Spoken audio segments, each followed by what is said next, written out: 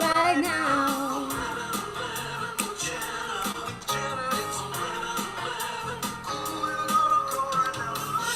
Hey there, hey there, hey there. It is Tuesday, August 17th, 2021. My name is Jenna Mammina. This is 11:11 with Jenna. 7 days, 7 nights, 14 times a week, 11:11 a.m., 11:11 p.m. Eastern Time. If you're watching it here on Facebook, hello. If you're watching it on YouTube, what's going on? And if you are on YouTube, click the subscribe button. And if you're here on Facebook, I hope I made it. So I'm just checking to see if I'm here. I'm so excited. I got something. I picked peaches today. Patty, come back. Come back and I will give you some peaches. Really love your peaches, wanna shake your... I almost started singing that today. I was going to do a video of me singing that song while I was picking peaches. But anyway, I didn't. But I got this really cool thing today, and I want to show you. There's a name for it, but I don't know what it is. But it's a tea diffuser that you put on the top of a mason jar, and then you can make tea. So I'm in the process of making tea as we sit here on 11:11. This is going to be really hot, so I'm going to move it. Hold on one second. Wait, guess what? What Thursday night is? Check this out. Coming this Thursday, lives will be changed forever. 11:11 with Jenna presents Corona Rocky International Limited. Bring your best, just stay home. Live from her state-of-the-art studios, the Lily Pad, broadcasting throughout space and around the world to each and every home. 11:11 with Jenna.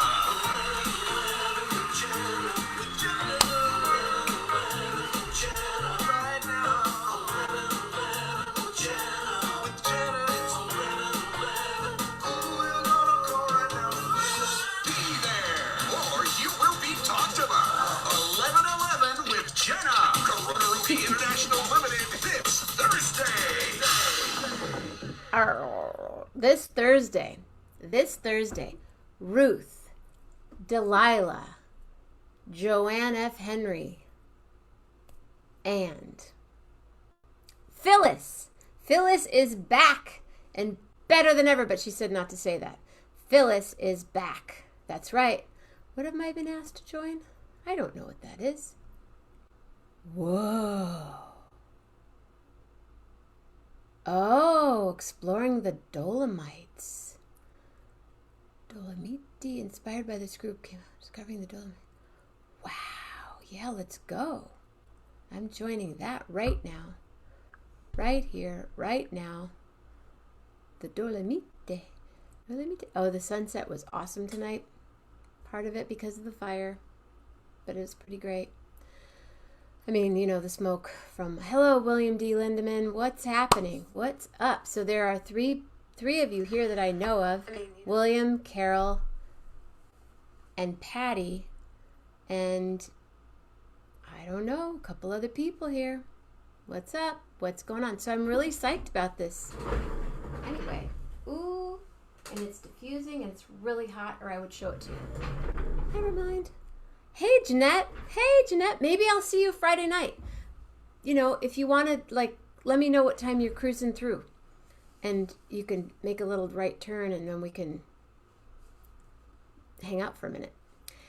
Anyway, it is Tuesday. Tomorrow morning, we walk.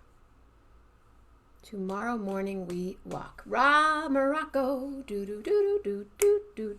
Tomorrow morning, we walk. Tomorrow night, community, conversation, hang out. Oh, you guys remember Frank Isom that came on the show? Dr. Frank, the veterinarian. He's in town Um,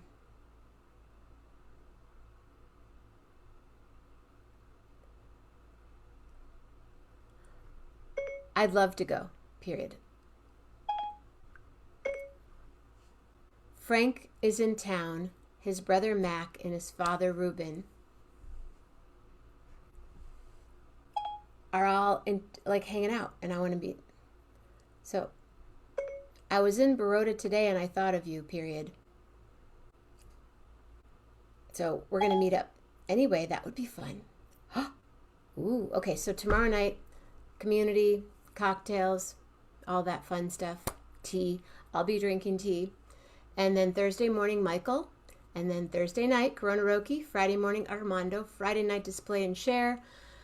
Saturday morning, really quick. Saturday morning is going to be short because I am going to be on the road again. We're doing a gig in Ohio.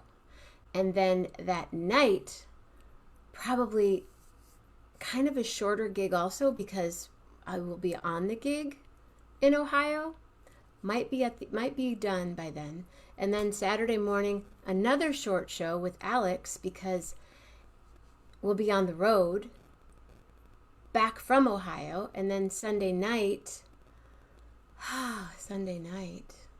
Poetry Glam. I loved last week. I loved that Patty came on and read poetry from her mom. And then my niece came on and read and gave us the 411 of what's going on in Arizona schools, elementary schools. Mask, wear your mask. And then Monday morning we meander, and Monday night we meditate, and Tuesday morning Patty made a slamming smoothie. Patty made almond milk today on the show. So cool. I was so proud of her. And then it's Tuesday night. And you know what happens on Tuesday nights ends up being pretty cool, ladies and gentlemen.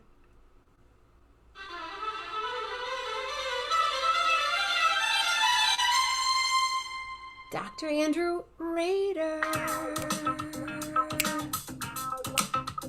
Whoa!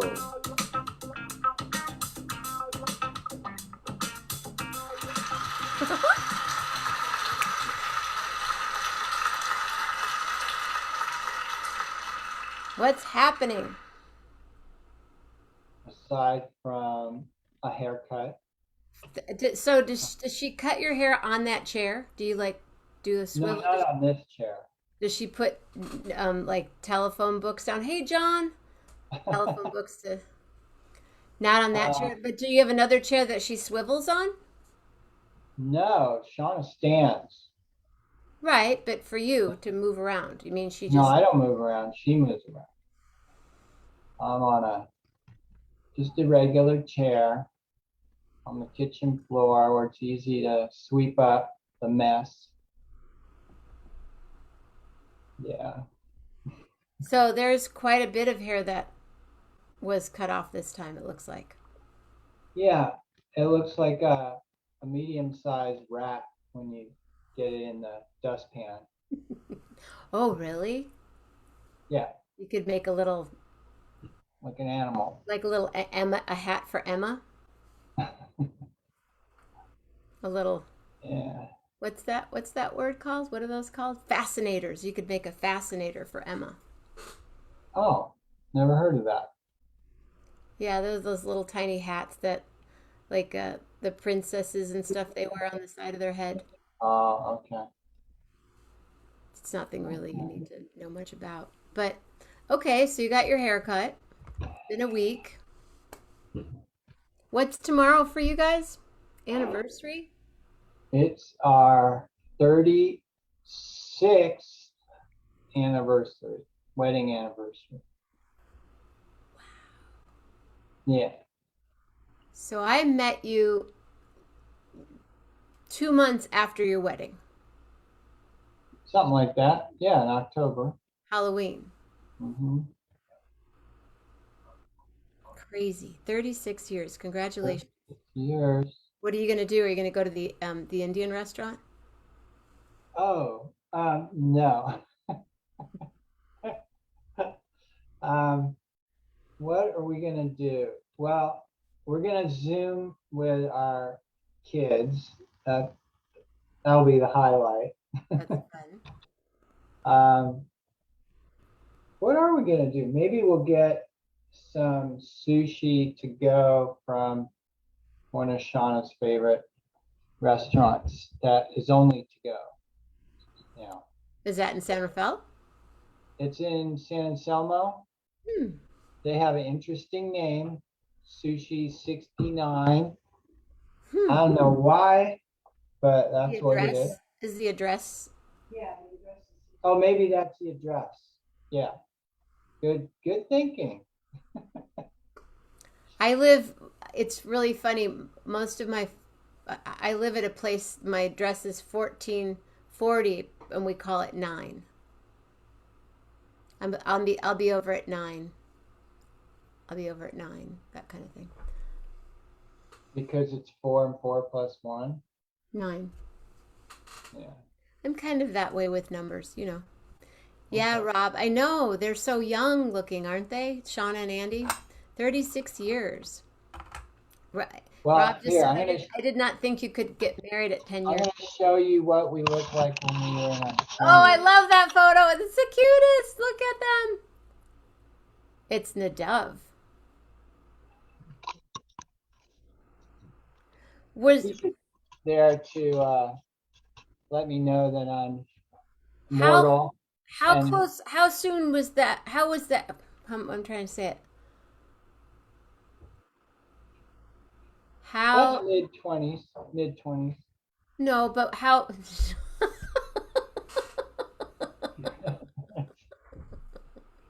There she is. No, but where was that photo taken? Where was it taken? Maybe at Jack's house. I can't tell. But was it before you got married? It's that era, right around that time. Really? Might have been right before. Wow. Summer up in Tahoe. Yeah. I remember being over at Jack's, like when you guys got, what was that? We were going through clothes at Jack's house. I don't know. It was after you got back. So for your listeners' pleasure, Shauna's dad, Jack, started Bellwether, which was a clothing apparel company that actually they started by making panniers, bicycle panniers back in the 70s. And even before that, Jack sewed sleeping bags and tents for Sierra Designs.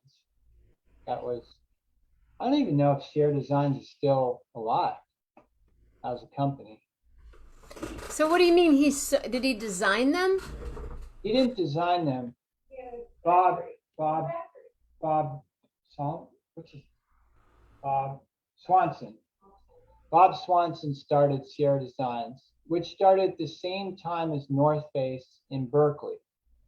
So you had these two wilderness supply companies making mostly sleeping bags and tents. And Jack had a sewing factory in San Francisco. And he also, before that, worked for Alvin Duskin. And some of your women who are maybe in their 70s now or older would remember Alvin Duskin dresses, knits. I have had some Alvin Duskin tops and dresses in my life. Yeah. So they were big in the late 60s, early 70s. So Jack worked for Alvin Duskin, and then he branched out and started his own clothing company. And he did sewing for a women's jeans. What was that company called? He was so cool. Chevalier. They made jeans for women. Did he ever make you any clothes, Shauna, when you were a kid? He probably did. Oh, we had Alvin Duskin little kid dresses that we wore as nightgowns. Little Alvin Duskin dresses that she said for little kids. And then if Yari's on tonight, so Yari's dad, Jerry Mander. Jerry Mander. Do you guys know who Jerry Mander is? Old, yeah, and that's really his name. He and Jeff were childhood friends from Yonkers. And then Jerry went into advertising, and then after a certain period of time realized he didn't want to sell widgets. So then he started a nonprofit that did advertising for causes. So he was the first one to do some, like take out a full page New York Times ad for a cause, like the Native Americans taking over Alcatraz, or fighting the Bank America building being built in San Francisco in the early 70s, because it was the start of the Manhattanization of downtown San Francisco. He kept the residential business, the sky rises. I really think it go all the way across. We can't hear you, Shauna. Yeah. Tell her. I didn't hear what you said. Shauna. I didn't hear what you said. He kept the sky rises outside of the residential areas, so they put a zoning, so you couldn't build higher buildings. And I think the old apartment buildings were grandfathered in, but otherwise they were going to put skyscrapers all the way like to the ocean. Really? Yeah. Well, I don't know. Yeah. Well, I mean, they were going to not have any limitations, so they really wanted to keep the city, neighborhood, family, culturally alive. So east of Diverse Van Ness, basically. Wow. Jerry needs to get back on it. Yeah. And then he wrote a book. Well, Jerry's first book was 4 Arguments for the Elimination of Television. That wasn't his first book. Oh, he did the paper airplane book with who? With 36 years. He did the paper airplane book. Some people might remember that. But his That's first a book of paper airplanes, right? Yeah. But his first real book was 4 Arguments for the Elimination of Television, which was a serious book. And I think to this day may be used in college curriculum. I would think so. I had a copy. Yeah. And then he wrote In the Absence of the Sacred, which is all about learning from Native peoples, like how Native peoples are going to help the industrial world survive, because look what we're doing. Yeah. They call it soft skills. Yeah. Now they're teaching people in corporations, they're having them take workshops on soft skills. Well, I thought soft skills is more about emotional intelligence. Yeah, but so is indigenous world. Right. But kids are now learning soft skills. You mean like being able to be nice to each other, Nice, and communicate, talk, have empathy. Yeah. Read body language. Yeah. We could be experts. read in that field. facial expressions. Yeah, we could go in and do workshops in. We could be professors. Tenure. Let's go. We could get some jobs in that corporate world where they're all wearing their earbuds and their hoodies. That's more the tech. Well, yeah, tech people don't have soft skills. Yeah. Not as many, not as developed. Well, I've seen a few in my hypnosis biz practice. I've seen a few young men who have gaming issues. Gaming issues? Yeah. Like all they do is they got gaming habits that are interfering with their lives. Yeah. So when they're like that, how many hours a day are they gaming, or are they gaming 24/7 while they're still doing whatever their world is? Well, for many of them, they have sleep issues because they're just staying up all night and gaming. And I knew a fifth grader who admitted that he games 36 to 40 hours a week. And the I was parents like, let them do that? wow. Well, that was during COVID when they're home, and he would do some, online school, and then he would game 10 hours a day on the weekends. 10. So that's 20 hours, and then 40 hours throughout the week. What's he like as a child? He doesn't have a whole lot of interest. He doesn't like being outside. He doesn't really have that many friends, although he's very bubbly and talkative and social, but really gaming, like he goes to gaming after school clubs and online So the gaming. parents support it. The parents didn't like it in the beginning, and then they just gave in. They just couldn't figure out how to keep him off of it. And now he wants to be a programmer, gamer or something. I know women that do that. So then they come to you, Andy, on their own, like they're like, dude, I'm addicted to gaming. Well, I've had many more moms, usually moms, call and express how frustrated they are with their 20-something-year-old son who's living at home, not doing anything, on their computer all the time. And I said, I feel your pain, but I can't do anything unless he calls me, he takes the initiative. And so maybe 1 out of 4 of those calls ever where the kid actually wants to do something. A couple of times teenagers, when they agree, okay, I'll do it, but they're half-hearted. And it's tricky because nobody wants to completely cold turkey. They want to be able to do it like a drinker who wants to become a casual drinker, or a smoker who fantasizes about a cigarette every once in a while in a social situation. It's like, no, you can't do that. You can't do that. You've already gone over the edge. Did we ever talk about California sober? No.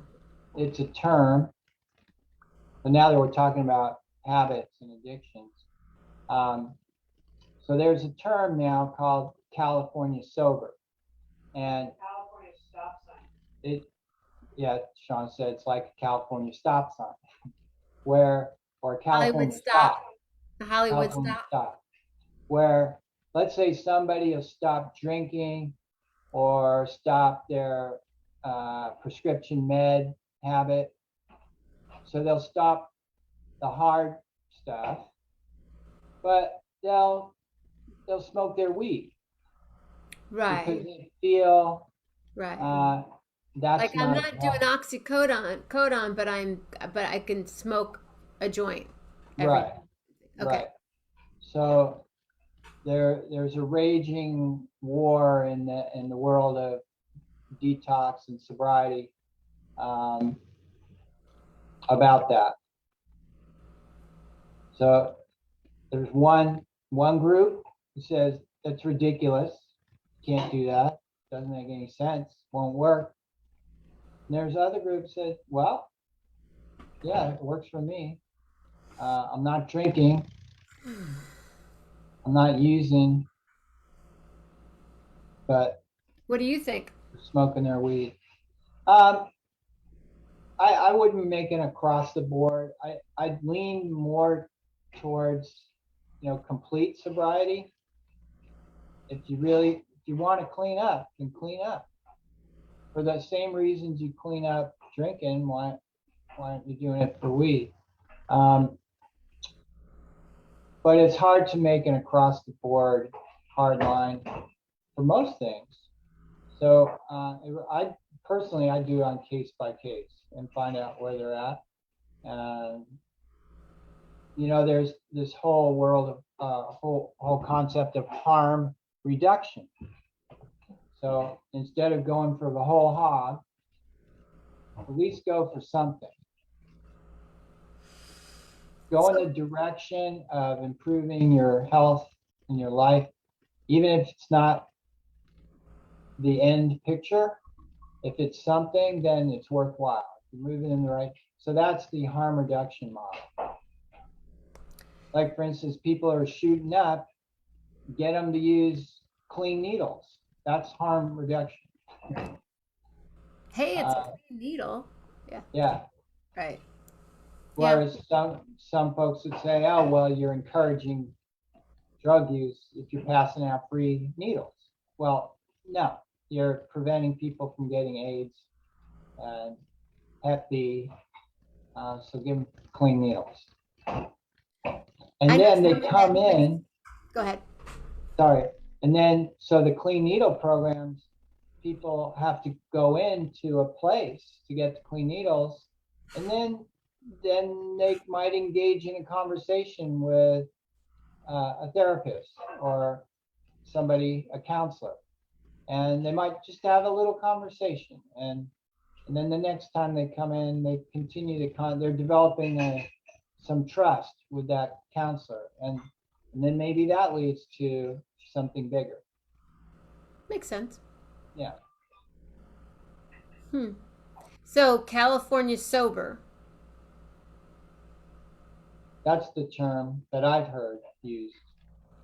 Is someone that, so my question a little bit earlier would have been and is, children or young adults that are gamers and are addicted to gaming, have they been addicted to anything prior to that usually? Do you see Well, if you're talking about young, like teenagers, probably not. That becomes their drug of choice. But when you're talking about 20-somethings, yeah, they're probably smoking a lot of weed. Usually, that's what they're doing. Well, most people I know that have been in strong addictive, like I know heroin survivors, you know, that were heavy users. They do something else every day. They go swim or they go run or but that's a healthy addiction. Yeah. Or they go to 3 meetings a day, that type of thing. Yeah. Yeah. People, 12-step is a savior for many, and it's done a lot of good. It's not for everyone, but a lot of people have found community, have found skills.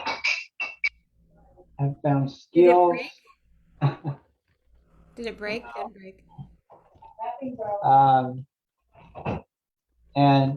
And a purpose, and for some it's a spiritual practice, you know, and therapy and all of that. Do you, when you hypnotize a gamer, is your conversation similar to what it is when you're doing a cigarette?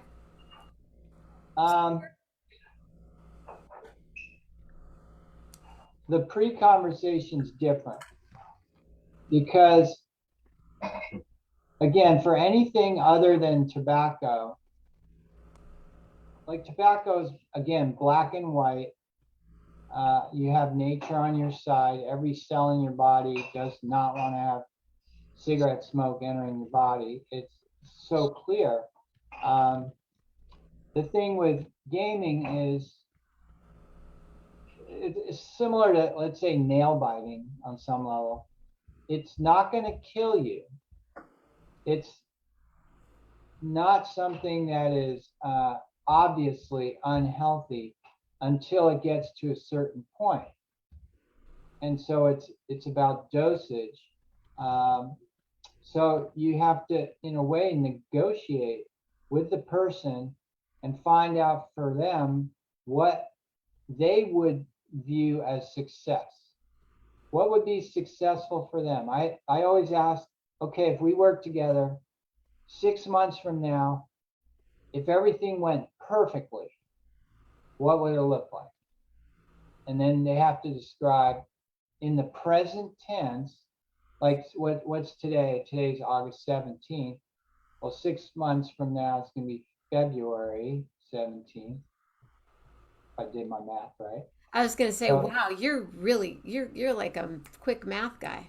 well, yeah.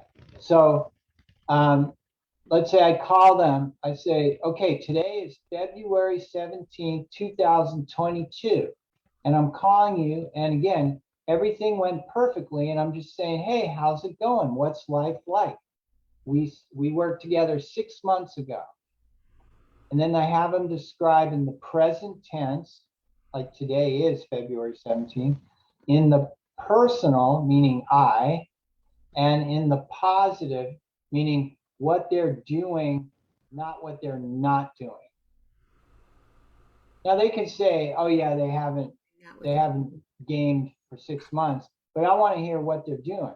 Like you said, going out running, or, I woke up today and I was journaling, or then I went to the beach, or I started surfing, or whatever it is. I want to hear from them in their mind, and it's going to come out spontaneously. It's a way for them to envision what would success look like. And then we work backwards from there. Well, Carl just asked an interesting question. Is gaming addiction really that different from his guitar addiction when he was a teen? So I want to stop using the word addiction and call it a habit. Habit, okay. I want to call it a habit. So it's not that different in that you get involved with an activity. The only difference is playing a guitar has a lot more benefit because you're using your brain in a different way. It's music. I mean, come on. Your body differently. You're using your body, hand-eye coordination. You're hearing music. It's an artistic expression, and it's active. You are active. You could say gaming is active, but then not really, because the gamer is framing how you respond. You have to respond to the limits of how the game works and how the program works. So you have to respond to how the game, okay. Meaning you are becoming machine-like, right? Because you are interacting with a machine. With a guitar, you're interacting with something that's what I would say real. It's a vibrating string that's creating a sound, and there's natural materials, wood, and the sound is vibrating. It's so completely different on that level. But yes, the similarities are you can get compulsive about it and spend hours and hours and hours. But hey, what did Yehudi Menuhin say? Would you give 10 hours a day? When somebody asked him, I'll give anything to play like you. Right? And it's similar in some ways, but it's not harmful in that way. Unless your folks say, you're not going to be a rock star, study. I like what Lynette said. She said, I hate to admit that I'm attached to words with friends. She's attached. So would you call yourself, you don't call yourself an addiction? Habits. You're a habit specialist. Well, here's my thing about the word addiction. So, and I tell this to every smoker. 30 or so years ago, the word addiction really applied to chemical dependency, alcohol, heroin, cocaine, right? But now we use it for everything. We talk about shopping addiction, gambling addiction, gaming, Facebook, Netflix. There's definitely a big difference between heroin and Netflix. So I would separate them and say, leave the word addiction for chemical dependency. And then let's say gambling habit, shopping habit, Facebook habit, Netflix habit, because those are psychological habits. You could say compulsions maybe, but or attachments. I like attachments. Or attachments. But the word addiction is just used too widely to have any meaning left anymore. So I like to reserve it for chemical dependency, and then the non-chemical dependencies, call them habits, because they are learned responses, and then they become autonomic. We just do them unconsciously. That's what happens. Do you think you can hypnotize someone with PTSD? For what aim? So I usually focus on, let's say, sleep. So if PTSD is interfering with sleep, then yeah. Or if it's creating anxiety response, anxiety attacks, yeah, you can definitely work with that. Like people fear of flying. Have you worked with anyone who's afraid to Yeah, fear of flying is interesting because on one level, it is totally unnatural to be in a steel tube going 500 something miles an hour at 30 something thousand feet in the air. That is not what humans have ever experienced until the last nanosecond of our evolution. So on some level, it's perfectly reasonable to have a fear of flying. And then having said that, because it is much safer to fly than it is to drive to the airport, statistically, and it makes our lives more manageable if we can fly and visit friends and relatives in faraway lands and experience that. I'll work with people who want to fly but have a problem flying. So like somebody like John Madden, he found a way around it. And so for him, it was fine. John Madden, he was Oakland Raiders. he drives or something? Or he drove or took the train or whatever. What's the word that there was a word he said? Boom, or something like that. I don't know. He's a Cal Poly alumni though. Just so you know. Wham or something. He had a word that he would say all the time. Yeah. So for fear of flying, it's usually not actually fear of flying. For a lot of people, it's fear of being contained. Claustrophobic. Right? Right. And that's different. And then we could work with that. And then the other thing about flying is when you are at a constant velocity, you don't experience that you're moving. Right? So for instance, you could be flying 500 something miles an hour in a plane and hold a champagne glass in your hand and sip it as if you were perfectly still in a room. Yeah, I'm good at that. By the way, the Earth is spinning and then the Earth is hurtling through space, but we don't experience that because we're at a constant velocity. When the plane turns or descends or takes off, that's when you feel it. But for most of the flight, if you're not looking out the window, even if you're looking out the window, it's a very pleasant experience. Can be.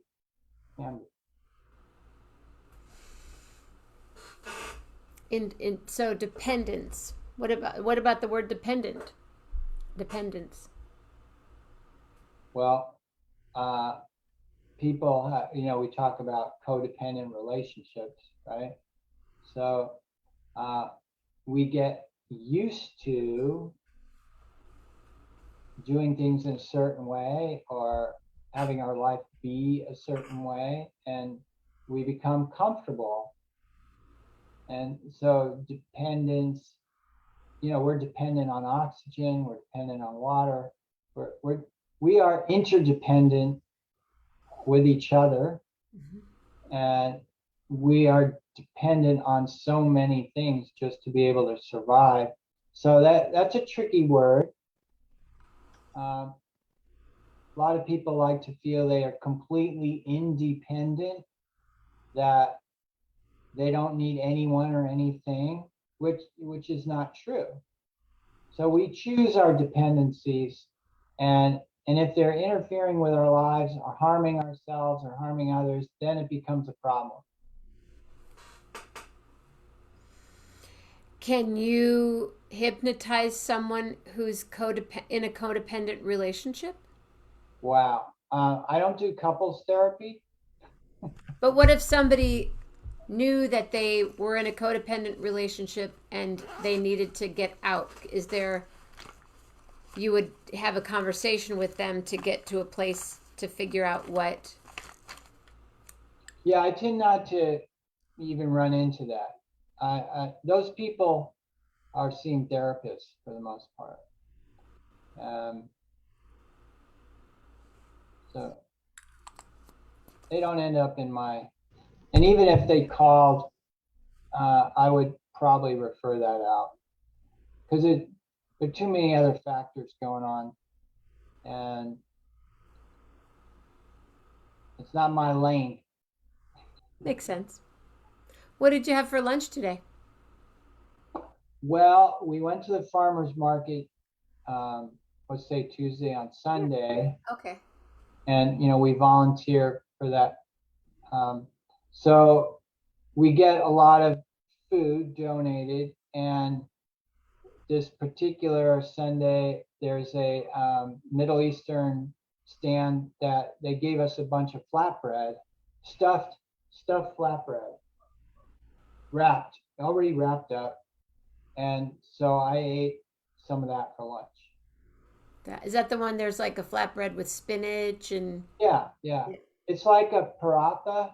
Yeah, those are good. In India, I don't eat them, and then they also sell that. They have like the baba ganoush and different. Exactly. Yeah, exactly. I like that company. Different sauces. We actually did have some baba ganoush. I like to make it myself. Do you make it do you do it on the stove? On the burner. The way my grandma taught me. Mm-hmm. Edith. I think I learned how to do that at your house. Yeah. That's the place. That's because I remember doing it on my house on Carlton Street, but I learned how to do it at your house. Totally. That's exactly. I remember. But I have to confess, after last summer with all the smoke, it's not appealing to me to do that now. Yeah, I know. Yeah. So what I'll do is just steam it. Oh. And it's much blander. It doesn't have the smokiness to it. But I could spice it up. It's still pretty good, but it just doesn't have that smoky taste to it. Speaking right now, I'm fine with. I saw some photos from Lagunitas yesterday that there was it yesterday or day before, quite a bit of smoke. Yeah, I mean, it's so wild. We get less smoke than the rest of the country. Like, there's more smoke in the Midwest. Oh yeah, the sunset tonight in St. Joseph was a trip. There was this isolated orange ball, and that happens sometimes, but it's really obvious it's from the smoke. Yeah, so because the winds have been more westerly, meaning coming out of the west, we haven't been hit. Okay, we had couple of days of high levels of smoke, and the smoke was hovering at high elevation, and on the ground it was not that bad. Maybe 2 days of and that caused a bit of post-traumatic stress. It's smoky, and I was talking to a friend in Sonoma tonight. It's smoky. Oh yeah, it's much worse in Napa, Sonoma, East Bay, Central Valley is horrible, and then Tahoe is really bad. The mountains are really bad. What did you think, Julie? Shauna said there's a new fire in Tahoe today. It's hard to keep track. Yeah, this friend of mine's lost her home today in a fire. But you had your first taste of Nutella, Julie? Oof. So you had flatbread. What about dinner tonight? What did Shauna already? Are you having? Well, okay, so at her school, which the kids are coming for the first day tomorrow. Oh, tomorrow! Wow, Shauna, you've been in school that long, and the kids are just coming in now. Wow. Okay. Yeah, like 2 weeks of just staff and faculty. Wow. And so the staff and faculty get catered food, and I get the leftovers. Nice. So last night it was soul food, SOL food, which is Puerto Rican, great Puerto Rican restaurant in San Rafael. It's great. We got Thursday nights. That's a fun place to go. My friends play music there on Thursday nights. Oh wow! So I got some leftovers, and then the day before we had leftovers from what was the other day? I can't remember. It was soul food. It was the restaurant. No, before soul food, there was another restaurant catering. Oh, Cafe Del Sol, another soul, which is a mostly vegan, natural food restaurant in San Rafael. So what's going to happen? Shauna, may I ask, will they be wearing masks in school? Yeah. Oh yeah. So this is a fancy schmancy school district, and everyone's going to be masked, even kindergartners. It's interesting. My niece is a teacher in Phoenix, and they've been in school close to 3 weeks, I think, and she teaches 11-year-olds, and half of them are sick. They're out with COVID. Sick with COVID. With COVID, wow. Yeah. That's just like 2 weeks of school. Yeah. My friend's fire. The house is it's the Calder fire. Grizzly Flat area, El Dorado, wine country, is in the middle of the fire trail, and that's where the fire is right now. But I haven't read if her house is. Yeah, Susanville is the next town that's in the line of the Dixie Fire. I mean, whole communities wiped out. Gone. That's it. Before 5 years ago, yeah. Never heard of this. There were fires, like when up in Willits, it would get smoky, and there would be, but yeah, ever since, yeah. But you didn't have whole communities. No. Wiped out. No. Now it's just becoming an annual event. It's the next season. Yeah. Yep. So you guys are going to have get sushi on your anniversary and talk with your family. That's cool. Any other plans coming up soon? Well, I'd love to see Respect. Yeah. Jennifer Hudson. But it's only in the theater now, I think. Would you go in a movie theater right now? No. I mean, if I knew there were like 3 other people in the theater, maybe. What if you knew everybody in the theater was vaccinated and were clear with COVID tests? And the Well, theater that's a lot of ifs. and the theater was packed. No way. I still wouldn't do it. Because first of all, that's not happening. People aren't getting tested every day. By the way, the governor of Texas Has COVID, yeah.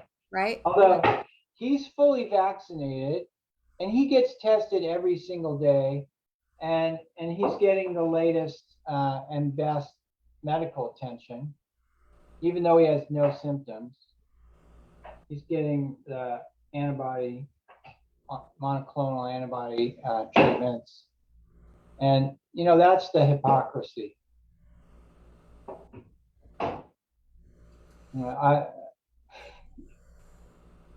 Yeah. Yep. Well. So. Yeah. I think we could. What are you doing next Tuesday night? We can wrap it at this point. And I can't close without saying that, oh my God, what's going on in Afghanistan and Haiti, just to mention that, hearts are going out to the suffering there. There's so much suffering. Mind bending. And so I didn't want to just ignore it. But I don't have anything intelligent to say. So it's with. Oh, this is interesting. What you like Nutella on graham crackers? Rob was in the store today, and he said he was in a drugstore today, and someone was in the store with what was a major head cold. He froze in fear. I'm not laughing, but it's true. You hear someone, you're like, right. Yeah. No, what's happening in Haiti is just heartbending. Yeah. On top of a month ago or so, the political turmoil, the assassination. On top of that, just the ongoing everyday poverty and the earthquakes and the hurricanes, and now it's storming and again. And thank you for acknowledging. Yeah. And next Tuesday, will you be around? God willing. That's the plan. Okay. Thank you, Andrew Rader. Thanks for having me. Thank you. Hallelujah. Do you have a letter? What? A letter. Do you have a letter? Give me a letter. Oh, yeah. R.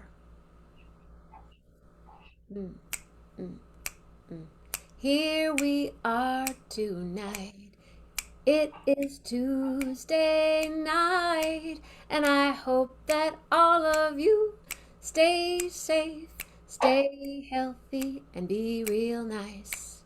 Oh yes, here we are with Andy and Shauna Rader. Happy anniversary to you two tomorrow, yes. And I hope that both of you have real beautiful thoughts and revolutionary words and real Raider hearts.